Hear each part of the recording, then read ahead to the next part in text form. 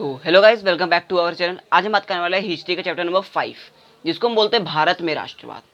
Okay, Bharat में राष्ट्रवाद के बारे में डिस्कस करते हैं। तो चैप्टर नंबर 4, सॉरी, भारत में राष्ट्रवाद होता क्या असल में। देखो, ये भारत में राष्ट्रवाद का मतलब क्या है, इस चैप्टर में बात करेंगे। भारत कैसे आज़ाद हुआ, ठीक है। ब्रिटिश के उपनिवेश जब स्थापना किया था तो भारत उससे कैसे आज़ाद हुआ। ओके, जितनी घटना हुई, जो जो आंदोलन किए, महात्मा गांधी हो गए, बहुत सारे हमारे चिंतक थे, उसने आंदोलन किया, उसके बारे में इस चैप्टर में हम डिस्कस करेंगे, ठीक है। तो राष्ट्रवाद का सिंपली अर्थ क्या होता है। भारत तो जानते हैं हमारा देश है, और में राष्ट्रवाद, राष्ट्रवाद का अर्थ क्या होता है। देखो, राष्ट्रवाद का होता है राष्ट्रीय चेतना का उदय, मतलब राष्ट्र के प्रति प्रेम की भावना को हम राष्ट्रवाद कहते हैं। जैसे आपको भारत के प्रति प्रेम की भावना है तो आपको राष्ट्रवादी भावना आपको पता है, आप भारत के प्रति राष्ट्रवादी भावना है, ठीक है। मतलब राष्ट्रवाद के प्रति चेतना को दे, ओके, देश को मतलब सही करना, उसको बोलते हैं राष्ट्रवाद। ओके, तो राष्ट्रवाद के उदय के कारण क्या कहते हैं, मतलब कैसे कैसे भारत में ब्रिटिश का उपनिवेश स्थापना हुआ, फिर कैसे उससे छुटकारा पाया, उसके बारे में हम डिस्कस करेंगे। और इस चैप्टर में बहुत सारे डेट्स आएंगे, ठीक है, बहुत सारे डेट्स को आपको याद करना पड़ेगा, तो घबराइएगा नहीं, बहुत सारे डेट्स आएंगे। कॉपी में नोट्स लिख के बैठ जाइए, मेरे वीडियो शुरू करके नोट्स लिखना शुरू कर दीजिए, और जितने भी डेट्स आएंगे उसको हाईलाइट कर करके लिखते जाइए, क्योंकि जो भी इंपॉर्टेंट डेट्स में लिखाऊंगा ये हर साल ऑब्जेक्टिव क्वेश्चन में 10 से 15 क्वेश्चन इस चैप्टर से आते हैं। ये एक इंपॉर्टेंट चैप्टर है क्लास 10th का, भारत में राष्ट्रवाद, ठीक है, इसको अच्छे से पढ़िएगा। तो चलो शुरू करते हैं। तो राष्ट्रवाद के उदय कारण क्या है, राजनीतिक कारण पहला होता है। तो राजनीतिक कारण मतलब क्या हुआ, जो 1858 में क्या हुआ, रानी विक्टोरिया की घोषणा से भारत क्या हुआ, भारत क्या हुआ, ब्रिटिश के अधीन हो गया, ठीक है। किसने घोषित किया, 1858 में रानी विक्टोरिया ने, ठीक है। और ये बहुत सारे डेट से देखो क्या क्या हुआ था। और पहले उससे बात करते, राजनीतिक कारण मतलब होता क्या है। राजनीति में हिस्सा भी लिया ब्रिटिश ने, मतलब राजनीति को तहल पहल कर दिया भारत का। ओके, यहाँ की कॉन्स्टिट्यूशंस हटा दी, मतलब संविधान हटा दिया, जो मन तो करने लगे, ठीक है। अपना संविधान यहाँ पर लगाने का कोशिश किया, बहुत सारी नीति अपनाई। ओके, तो मतलब पूरा खराब कर दिया था इस देश को, ठीक है। ये किसके कारण था, ब्रिटिश का। तो बहुत सारे डेट्स जो क्या है, 1878 में वर्नाक्यूलर प्रेस एक्ट लगा, 1879 में आर्म्स एक्ट लगा, 1883 में इल्बर्ट बिल एक्ट लगा, 1899 में कलकत्ता कॉरपोरेशन एक्ट लगा, 1905 में बंगाल विभाजन हुआ था, याद होगा आपको, 1910 में इंडियन प्रेस एक्ट लगा, ठीक है। ये सब डेट्स, इसमें कुछ डेट्स आपको याद होंगे, कुछ नहीं होंगे तो याद कर लेना, ठीक है। तो इसको कॉपी करो। अब हम चलते हैं अगले कारण, जो हमारा होगा सामाजिक कारण, ठीक है। कॉपी करो, आगे बढ़ते हैं। तो चलो फ्रेंड्स, अब बात करते हैं दूसरा, हमारा आर्थिक कारण है। आर्थिक कारण मतलब होता क्या है, अर्थव्यवस्था में ब्रिटिश सरकार ने बहुत बड़ा हाथ दिया हमारे भारत सरकार को, ठीक है। मतलब भारत देश ने क्या किया कि आर्थिक स्थिति पूरा घटा दी, जितने भी सोने चांदी रुपए पैसे जितने भी थे वो अपने अधीन करने लगे, ठीक है। पूरा शोषण करने लगे लोगों का। ओके, मजदूर के रूप में सबको देने, मतलब मजदूरी बहुत कम देते थे, सबको मजदूर बनाने लगे, सबको मजदूरी कम देते थे। सबसे पहले ब्रिटिश सरकार भारत क्यों आए थे ये आप जानो। भारत ब्रिटिश सरकार आए थे व्यापार करने के लिए। जैसे बहुत सारे देश आए थे, डच आए थे, इंग्लैंड आया था, फ्रांस आए थे यहाँ व्यापार करने के लिए, पुर्तगाल सबसे पहले आए थे। तो उसी तरह ब्रिटेन भी आए थे, क्या थे, व्यापार करने के लिए। लेकिन व्यापार करते करते उन्हें यहाँ क्या लगा, क्या यूपी उपनिवेश हम स्थापना कर सकते हैं, क्योंकि यहाँ पर कच्चे माल के ऊपर उपस्थिति क्या है, ज़्यादा है, ठीक है। कोयले की उपस्थिति ज़्यादा है, पेट्रोल्स में, या भारत देश में सभी चीज़ की उपस्थिति बराबर मात्रा में, इसलिए वो सोचे कि उपनिवेश हम स्थापना करते हैं। तो धीरे धीरे धीरे हम सबको अधीन करने लगे, ठीक है। इसी कारण फिर 1858 में क्वीन विक्टोरिया ने पूरे भारत देश को अधीन कर लिया। ओके, तो ये होता आर्थिक कारण हमारा है कि आर्थिक कारण पूरा शोषण करने लगे, ठीक है। उसी बीच 1882 में क्या हुआ, सूती वस्त्र से कर हटा दिया गया, ठीक है, याद रखना, 1882 में सूती वस्त्र से कर हटा दिया गया। तीसरा हमारा सामाजिक कारण है। सामाजिक कारण में क्या हुआ, समाज को भी बहुत बड़ा घटना लगा ब्रिटिश सरकार के द्वारा, क्योंकि समाज क्या हुआ, विभिन्न वर्गों में बढ़ गया। एक ब्रिटिश सरकार का वर्ग था, एक पूंजीपाती वर्ग था, एक निर्धन वर्ग था, ठीक है, बहुत सारे वर्ग में बट गया। ओके, ये सामाजिक कारण था। और समाज में क्या था कि भारत सरकार, भारत में जितने भी लोग थे उसको कोई भी मतलब संविधान में हाथ नहीं लगाने दिया, ठीक है। सरकारी मतलब कर्मचारियों में उसको नहीं लेने दिया। भारत के एक भी व्यक्ति नहीं था सरकारी कर्मचारी में, क्यों नहीं था, सामाजिक कारण के कारण, छुआछूत की भावना थी। ओके, कि भारत को छू नहीं सकता था, ठीक है, कि ब्रिटिश लोग थे वो भारत को छूते नहीं थे, छुआछूत की भावना थी, हीन दृष्टि से देखते थे। ओके, ये हमारी क्या थी, सामाजिक कारण थी। ओके, तो उसी बीच प्रथम आईसीएस हमारा कौन है, आईसीएस मतलब होता क्या है, इंडियन सिविल सर्विस, याद रखना full form, Indian civil service.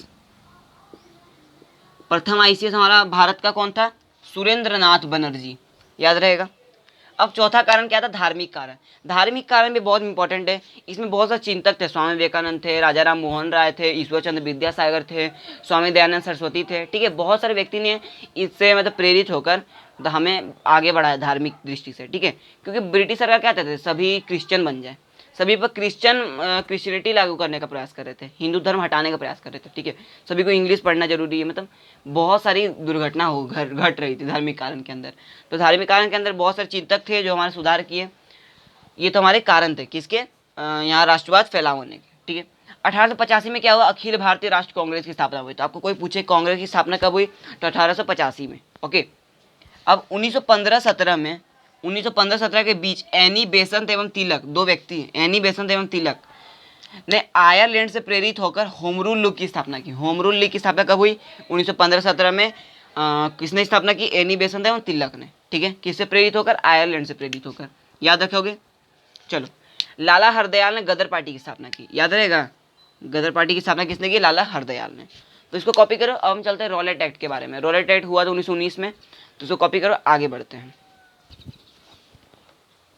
तो चलो फ्रेंड्स आगे बढ़ते हैं। अब बात करते हैं हम रॉलेट एक्ट के बारे में। रॉलेट एक्ट असल में होता था क्या है, रॉलेट एक्ट 1919 में पारित हुआ था, ठीक है। जिसके अनुसार किसी भारतीय को बिना अदालत में मुकदमे चलाए बिना उसको गिरफ्तार कर लिया जाता था। मतलब जैसे मैं एक भारतीय हूँ, ठीक है, मैं तो असल में भारतीय हूँ ही, तो मुझे क्या, मुझे घटना घटी तो मुझे बिना अदालत में मुकदमे चलाए मुझे डायरेक्ट गिरफ्तार कर लिया जाएगा। मैं अगर निर्दोष है तब पर भी, ये तो बड़ी बड़ी घटना थी, ठीक है, बहुत बड़ा बुरा हुआ था। तो क्या हुआ फिर, इस कानून के विरोध में क्रम में 13 अप्रैल 1919 को जलियांबाग हत्याकांड हुआ, ठीक है। मतलब 13 अप्रैल 1919 को इस कांड के विरोध में जलियांबाग में क्या हुआ, एक ये समझौता हुआ, ठीक है, समझौता बोल सकते हो, संगठन बनाने का प्रयास किया गया और पूरे पंजाब में मार्शल लॉ लगा दिया गया। तो इसके विरोध में क्या हुआ, जलियांवाला बाग हत्याकांड हुआ, पूरा पंजाब में मार्शल लॉ लगा दिया गया, ठीक है। 1916 को लखनऊ समझौता हुआ था और गांधीवादी चरण किस कहाँ से कहाँ तक है, 1919 से 1947, याद रहेगा। जनवरी 1915 में दक्षिण अफ्रीका से लौटने के बाद रचनात्मक कार्य किए, कोई किसने किए, गांधी जी ने। यहाँ लिख लो गांधी जी। गांधी जी ने कहाँ, दक्षिण अफ्रीका से कब लौटे, जनवरी 1915 को, याद रहेगा। अब बात करते हैं जलियांवाला बाग हत्याकांड के बारे में। जलियांवाला बाग हत्याकांड असल में है क्या, तो ये घटना घटी है 13 अप्रैल 1919 को।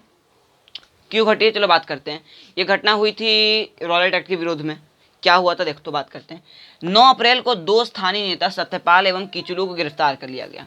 मतलब 9 अप्रैल 1919 को ब्रिटिश ने 2 स्थानीय नेता थे, सत्यपाल एवं किचलू को गिरफ्तार कर लिया गया। कांग्रेस का अधिवेशन के नेता थे, ठीक है। और 6 अप्रैल 1919 को देशव्यापी हड़ताल हो गया, इससे पहले ही हुआ था। 9 अप्रैल को फिर सत्यपाल एवं किचलू को गिरफ्तार कर लिया गया। फिर क्या हुआ उसके बारे में बात करते हैं, पहले इसको कॉपी करो, आगे बढ़ते हैं। चलिए अब बात करते हैं जलियांवाला हत्याकांड के बारे में। तो इसके बारे में कंटिन्यू किया था। 13 अप्रैल 1919 को घटना घटी थी और 6 अप्रैल 1919 को देशव्यापी हड़ताल हुआ। उसके बाद 9 अप्रैल 1919 को 2 स्थानीय नेता सत्यपाल एवं किचलू को गिरफ्तार कर लिया गया, जो कांग्रेस के अधिवेशन में क्या थे, अध्यक्ष थे। इनके गिरफ्तारी के विरुद्ध में 13 अप्रैल 1919 में जलियांबाग में सार्वजनिक सभा बुलाई गई। समझ में आ रहा है, इसके विरुद्ध में, गिरफ्तार के विरुद्ध में एक सभा बुलाई गई 13 अप्रैल 1919 को। और वहाँ रॉलेट एक्ट का भी मतलब निर्धारणपूर्वक को किया गया, जहाँ जिला मजिस्ट्रेट जनरल ओ डायर ने बिना किसी चेतावनी के शांतिपूर्ण चल रहे सभा में गोलियां चलाकर हजारों लोगों की हत्या कर दी। मतलब क्या हुआ कि जलियांवाला बाग जो था एक पार्क की तरह था, ठीक है, मतलब गार्डन की तरह था। वहाँ पर एक ही गेट थी, एक ही गेट थी। तो उसी गेट में घुस के एक वहाँ का जिला मजिस्ट्रेट था पंजाब में, जनरल ओ डायर था, ठीक है। उसने बिना शांतिपूर्ण चल रहे मतलब क्या सभा में क्या गोलियां चलाई और 1000 लोगों की क्या कर दी, हत्या कर दी। इस नरसंहार के बाद मार्शल लॉ लगाकर पूरे पंजाब में आतंक का माहौल कायम कर दिया गया, ठीक है। तो बहुत बड़ी घटना थी। इससे पूरे भारत में क्या हुआ, आतंक का माहौल कायम हो गया, ठीक है। और पंजाब में ये है जलियांवाला बाग, ठीक है। मार्शल लॉ लगाकर पूरे पंजाब में आतंक का माहौल कायम कर दिया गया। इसके बाद महात्मा गांधी ने केसर हिंद की उपाधि त्याग दी एवं रविन्द्रनाथ टैगोर ने नाइट की उपाधि त्याग दी। किस नरसंहार के बाद, ये जलियांवाला बाग हत्याकांड के बाद, ठीक है। तो इस तरह से हमारा ये लेक्चर एंड होता है, ठीक है। Thanks for watching my video. और अगले लेक्चर में हम इसके ज़्यादा कंटिन्यू करेंगे, खिलाफत आंदोलन के द्वारा कंटिन्यू करेंगे, ठीक है। तो इसको कॉपी कर लेना और हमारे चैनल को सब्सक्राइब कर दीजिए, लाइक कर दीजिए, शेयर कर दीजिए। आज के लिए इतना ही। पढ़ाई करते रहिए। All the very best.